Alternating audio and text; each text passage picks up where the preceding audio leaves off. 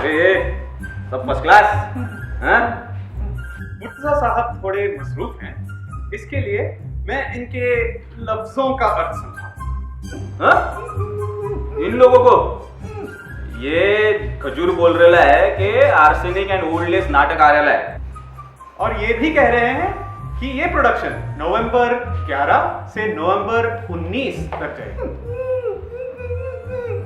बगल में बगल, अरे बोले तो पालो आल्टो में ना। हाँ, ये डेडलाइन खत्म हो रहा है 22 अक्टूबर को। कौन सा डिस्काउंट है वो? Early bird discount. हाँ, और क्या है ये? ब्लैक कॉमेडी ब्लैक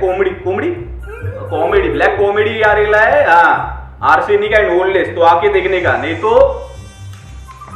वही होगा जो मंजूरे लुकमान।